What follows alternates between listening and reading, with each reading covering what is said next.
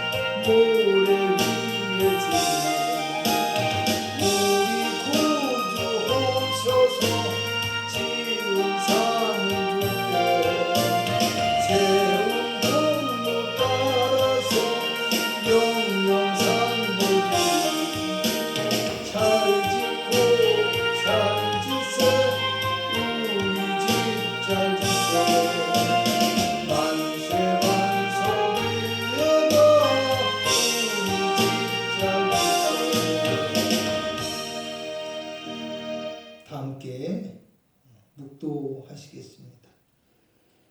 지존자의 은밀한 곳에 거주하며 전능자의 그늘 아래 사는 자여, 나는 여호와를 향하여 말하기를 그는 나의 피난처요 나의 요새요 내가 의뢰하는 하나님이라 하리니, 이는 그가 너를 새 사냥꾼의 올무에서와 심한 전염병에서 건지실 것이미로다. 그가 너를 그의 기체로 덮으시리니 내가 그의 날개 아래 피하리로다. 그의 진실함은 방패와 손방패가 되시나니 천명이 너의 왼쪽에서 만명이 내 오른쪽에서 엎드러지나 이 재앙이 내게 가까이 하지 못하리로다. 그가 너를 위하여 그의 천사들을 명령하사 내 모든 길에서 너를 지키게 하심이라. 하나님이 이르시되 그가 나를 사랑한즉 내가 그를 건지리라. 그가 내 이름으로 안즉 내가 그를 높이리라. 아멘. 신앙 고백드리도록 하겠습니다. 전능하사 천지를 만드신 하나님 아버지를 내가 믿사오며 그 외아들 우리 주 예수 그리스도를 믿사오니, 이는 성령으로 잉태하사 동정녀 마리아에게 나시고 본디오 빌라도에게 고난을 받으사 십자가에 못 박혀 죽으시고 장사한 지 사흘 만에 죽은 자 가운데서 다시 살아나시며 하늘에 오르사 전능하신 하나님 우편에 앉아 계시다가 저리로서 산자와 죽은 자를 심판하러 오시리라. 성령을 믿사오며 거룩한 공예와 성도가 서로 교통하는 것과 죄를 사하여 주시는 것과 몸이 다시 사는 것과 영원히 사는 것을 믿사옵나이다. 아멘. 찬송가 212장입니다.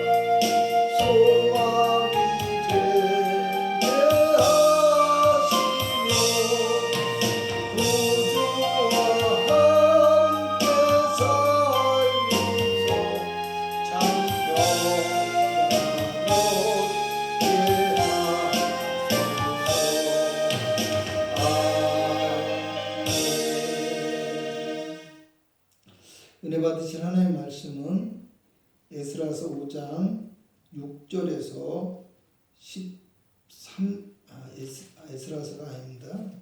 느헤미야서 5장입니다. 잘못 쳤네요. 느헤미야서 5장 6절에서 13절까지의 말씀입니다.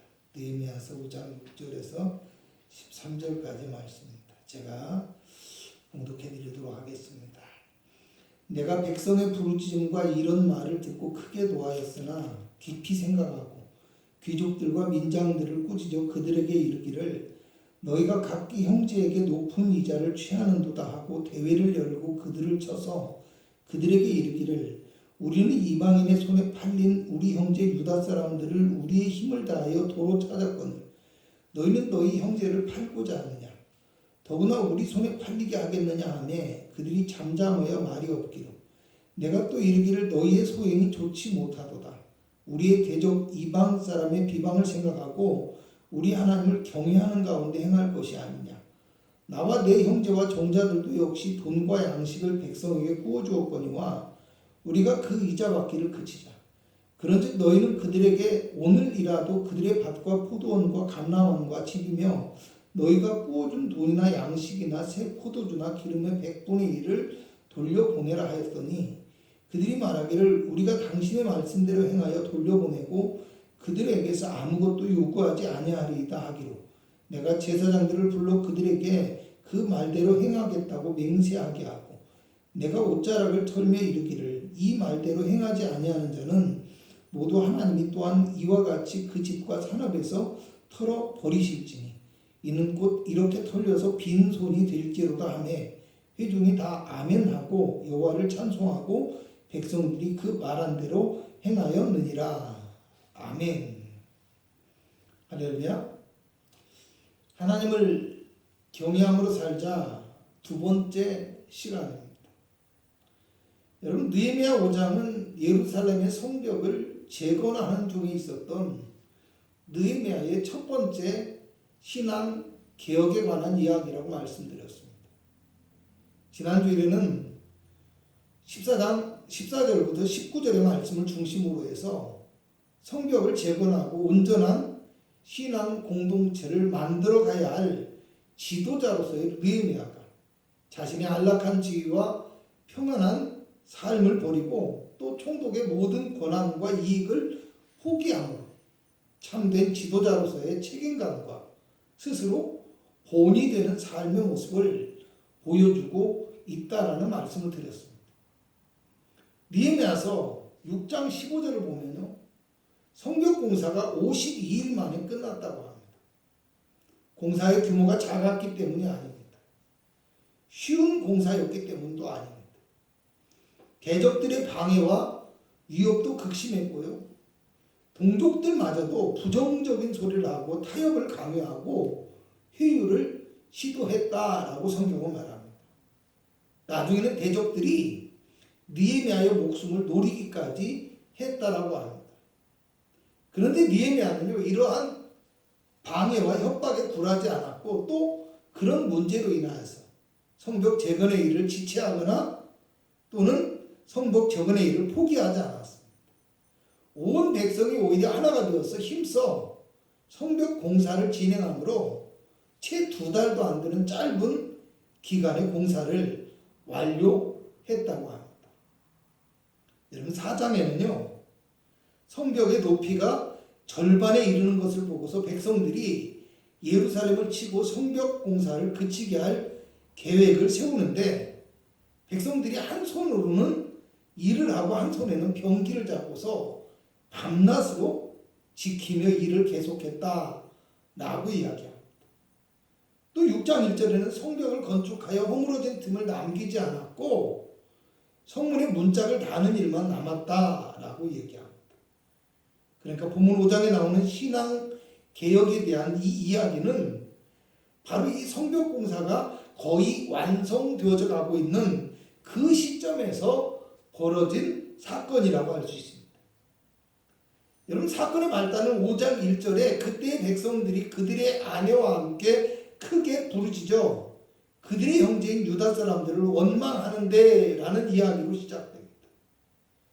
함께 힘을 모아서 성벽 공사를 해야 될 백성들이 형제들을 향하여서 큰 소리로 울부짖고 원망하며 비난하고 대항하는 문제가 그들의 회중 가운데 공동체 안에 예루살렘 성 안에 발생했다라는 것입니다. 하필 그 해에 흉년이 들었는데요, 가난한 사람들이 먹을 것과 돈이 없으니까 자기 집과 농토마저도 저당을 잡히고 빼앗기는 일이 발생했다. 그리고 심지어는 과중한 세금과 빌린 돈의 이자마저도 감당하지 못해서 자녀들이 종으로 팔려가는 일까지 발생하고 있었다라고 이야기합니다. 여러분, 레위기 25장 35절에서 37절을 보면요, 네 형제가 가난하게 되어 빈 손으로 내 곁에 있거든 너는 그를 도와서 너와 함께 생활하게 하되 이자를 받기 위해서 돈을 꾸어주거나 아니면 이익을 얻기 위해서 양식을 꾸어주면 안 된다, 이렇게 말씀합니다.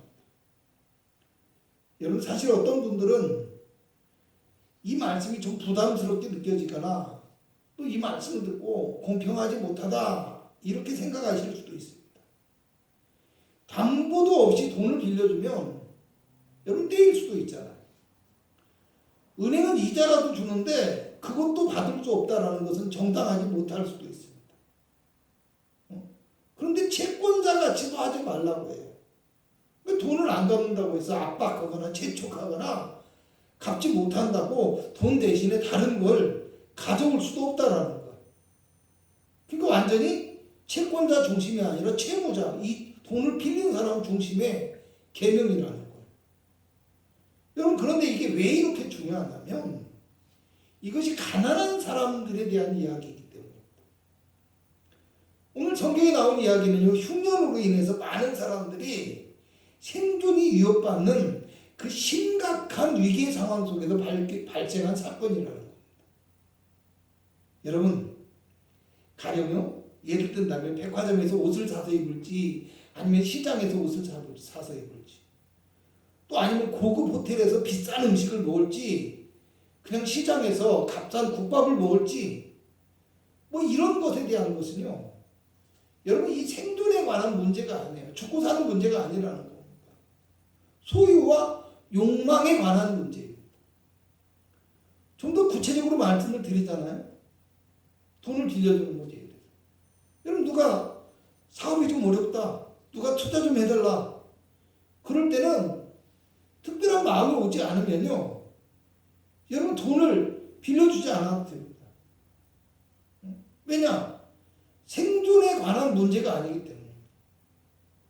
혹시 돈을 투자하면 대박이 난다 하더라도 뭐 그 기회를 놓친다고 하더라도 이거는 얼마나 많이 가질지 얼마나 더 큰 것을 원하는지 어떤 소유와 욕망에 관한 문제이기 때문에 내가 그 욕망을 따라가고 안 따라가고 더 큰 욕망을 갖고 안 갖고 이거는 내 문제예요. 그래서 꼭 그것을 따라야 될 필요는 없다라는 겁니다. 또 어떤 분들은요. 여러분 교회를 순례하는 불황자분들이 만약에 돈을 주잖아요. 그럼 술을 사 먹는다 이거. 근데 술을 사 먹더라도 줘야 된다 이런 분들도 있습니다. 물론 잘못된 것 아니에요. 선한 행동이에요. 또 손을 내밀 때 외면하지 않았기 때문에 칭찬받는 그런 일들이 될 수도 있습니다.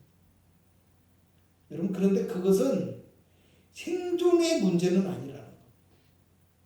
사람마다 추구하는 어떤 이상적인 삶의 기준 중에 하나일 뿐이고 그것은 사람마다 기준이 다를 수도 있다라는 거예요. 그런데 여러분 생존의 문제는 다르다고 생각합니다. 생존의 문제.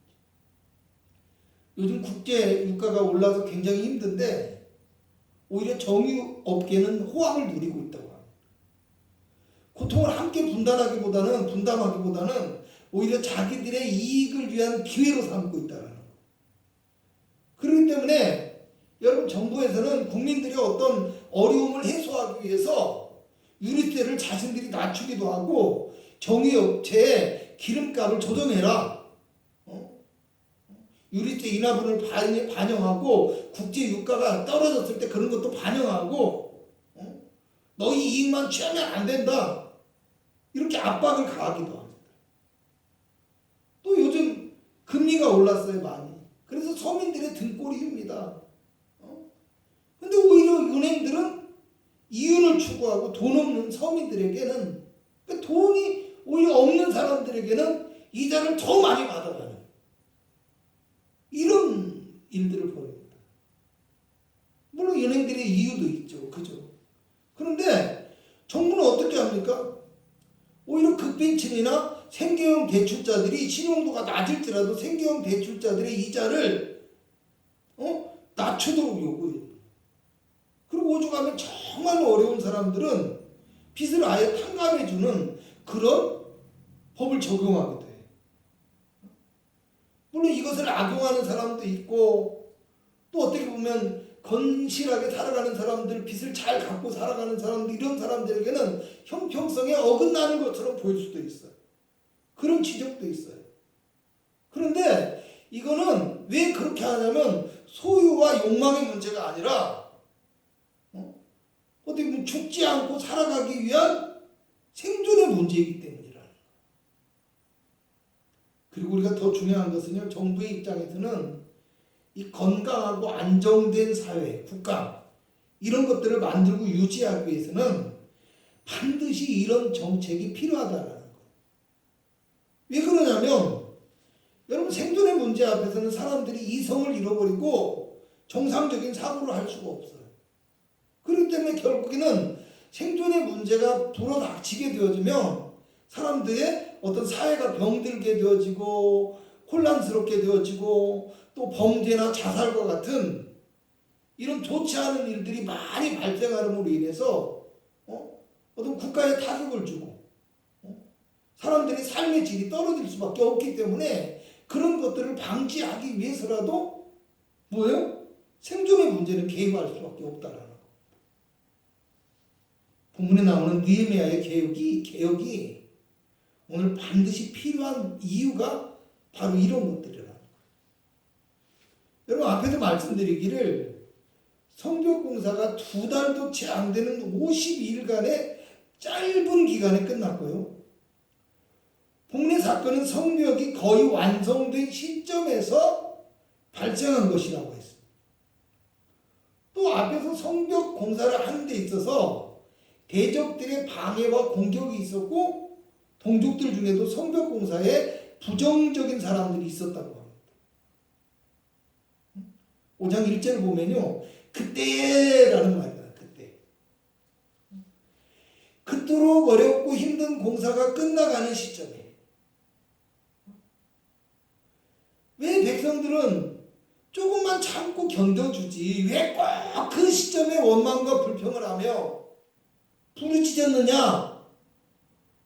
우리가 이렇게 생각할 수도 있어요. 또 거꾸로 생각하면 또 아직도 대적들의 위협이 줄어들지 않고 있었기 때문에 느헤미야나 백성들이 성벽 공사를 빨리 먼저 하고 이것을 성벽 공사를 먼저 마치고 신앙 개혁을 해도 되지 않았겠느냐 이렇게 얘기를 하고 우선순위를 성벽 공사나 외적인 것에 두고 생각할 수도 있었다라는 거예요.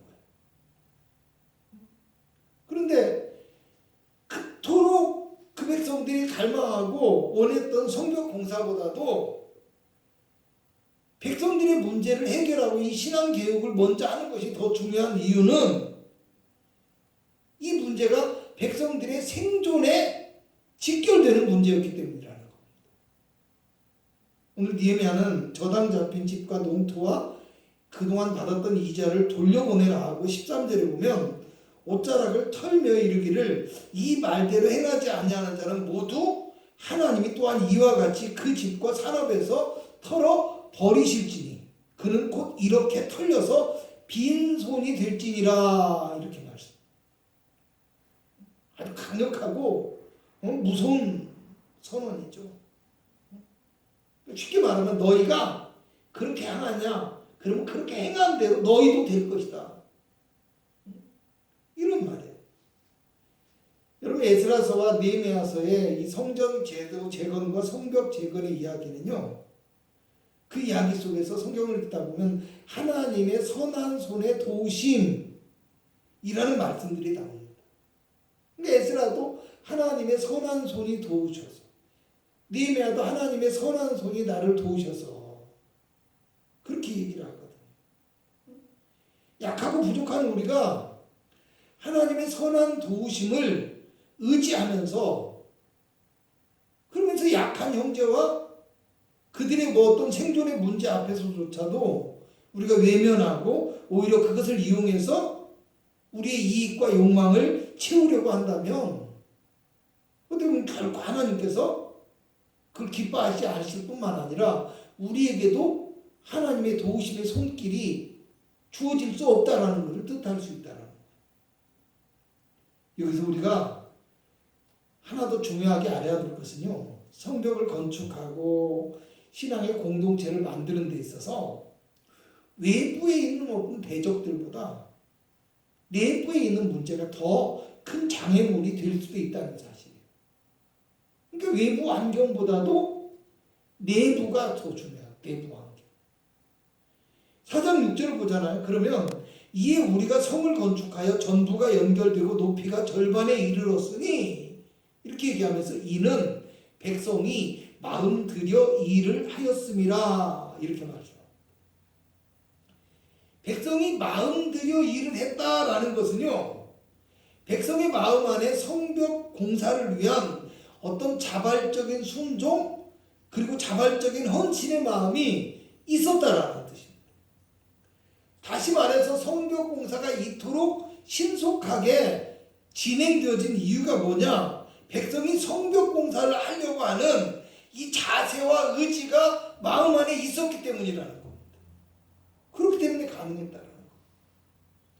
또 4장 21절에서 23절을 함께 읽어봅니다. 우리가 이같이 공사하는데 무리의 절반은 동틀 때부터 별이 나기까지 창을 잡았으며 그때 내가 또 백성에게 말하기를 사람마다 그 동자와 함께 예루살렘 안에서 잘지니 밤에는 우리를 위하여 파수하겠고 낮에는 일하리라. 나나 형제들이나 종자들이나 나를 따라 파수하는 사람들이나 우리가 다 우리의 옷을 벗지 아니하였으며 물을 기르러 갈 때에도 각각 병기를 잡았느니라. 아멘. 그러니까 대적들의 극심한 방해와 공격이 있었음에도 불구하고 그들은 그것에 아랑곳하지 않고 함께 똘똘 뭉쳐서 예루살렘에 모여서 뭐 잠도 안 자면서 옷도 갈아입지 않으면서 온전하게 성벽 공사에 힘을 쏟았다라는 거. 여러분 성경의 역사에서요, 하나님의 백성들이 고난을 당하는 이유는요, 언제나 어떤 외부의 환경 때문이 아니라 그들 안에서 하나님을 의지하지 않고 범죄하고 악을 행하며 우상을 섬기는 이 내부의 문제에서 비롯됐다라는 거. 성전이 파괴되고 예루살렘이 무너진 이유도 사실은 바벨론이나 아수르 같은 거대한 제국 때문이 아니라 그들이 하나님의 뜻을 따르지 않는 불순종과 불신앙의 문제 때문이었다라는 겁니다. 그렇기 때문에 여러분, 내부의 문제를 해결하고 신앙의 문제를 바로 잡는 것이 그 무엇보다도 중요하다는 것입니다. 본문 6절을 보면요, 느헤미야가 백성들의 부르짖음과 이런 말을 듣고 크게 노하였다라고 얘기를 합니다. 7절을 보면요, 귀족들과 민장들을 꾸짖고 그들을 비난하며 그들을 쳤다라고 얘기를 합니다. 약육강식의 논리로 힘있고 돈 많은 사람 앞에서는 한마디도 못하면서 그저 가난하고 약한 사람을 쉽게 대하는 오늘날의 지도자, 오늘날의 백성들의 모습과는 너무나 다른 모습을 보이고 있다는 겁니다. 본문 9절을 보면요, 느헤미야가 형제들의 아픔을 외면하고 이익을 취하는 사람들의 행동을 지적하면서 뭐라고 하냐면, 우리 하나님을 경외하는 가운데 행할 것이 아니냐, 이렇게 말씀합니다. 또 15절에 가서 보면요, 과도한 세금으로 백성들을 압제하던 그 이전에, 자기 이전에 있던 총독들의 잘못을 지적하면서요, 나는 하나님을 경외함으로 이같이 행하지 아니하였다라고 얘기합니다. 무슨 말입니까? 삶의 기준이 하나님을 경외하는 것이라는 것. 하나님을 경외하는 것이 느헤미야의 행동의 기준과 목적이라는 거예요. 그리고 하나님의 백성들의 삶의 기준이 되어야 된다. 여러분, 여기서 이제 제가 질문을 드려볼까 합니다. 오늘 우리의 모습은 어떻다고 생각하십니까? 오늘 우리는 어떤 것에 분노하는 모습을 보이고 있습니까?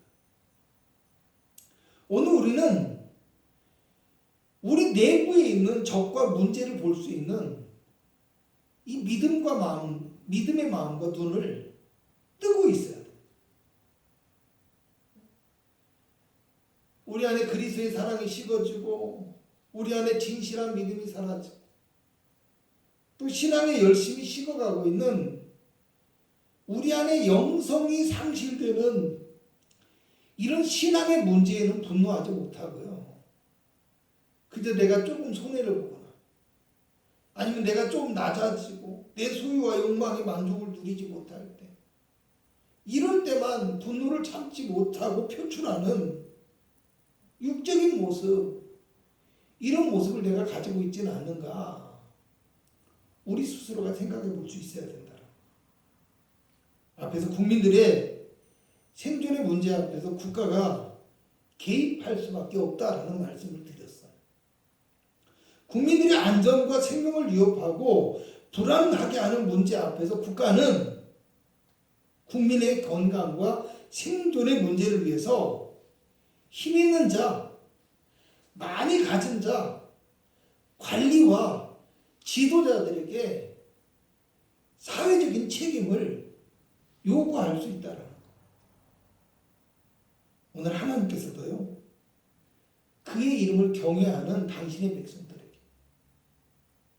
또 믿음을 가지고 있는 사람들에게 그리스도의 몸된 교회와 그의 백성된 사람들을 위해서 오늘 거룩한 사명을 주시고 영적인 책무를 우리에게 주신다는 사실, 이거 우리는 반드시 기억해야만 합니다.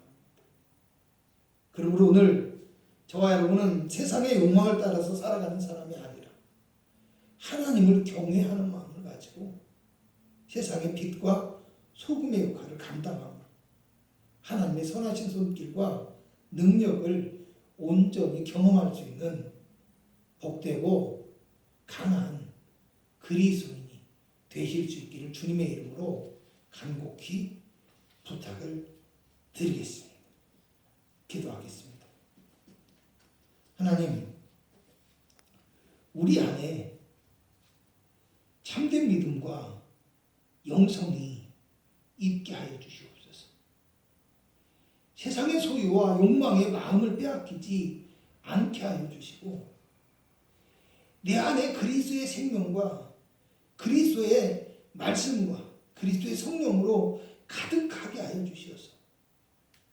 하나님, 영혼 구원과 하나님의 나라를 위하여 쓰임받는 하나님의 일꾼이 되게 하여 주옵시고 온 세상에 하나님의 참된 사랑과 십자가의 생명의 은혜를 나타낼 수 있는, 그래서 세상 속에서 빛과 소금의 역할을 감당하며 나아갈 수 있는 십자가의 참된 일꾼이 되게 하여 주시옵소서.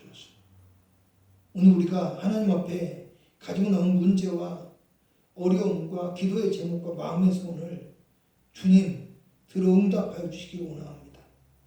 문제마다 해결되게 하시고 기도의 제목마다 응답받게 하옵시고 마음에 소원하는 것들이 이루어지게 하옵시며 삶에서 꿈꾸고 계획하는 모든 일과 계획 가운데 주님 함께하사 우리를 인도하여 주시는 복되고 능력 있는 역사가 나타나게 하옵소서.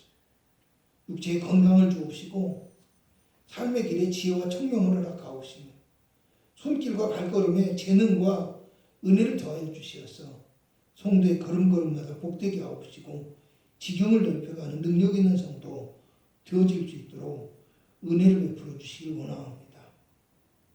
지금은 우리 구주 예수 그리스도의 무한하신 은혜와 우리 하나님의 극진하신 사랑하심과 성령 하나님의 충만하신 축복이 예배한 귀한 성도들의 삶과 가정과 영혼과 육체 가운데 함께 하실지어다. 아멘.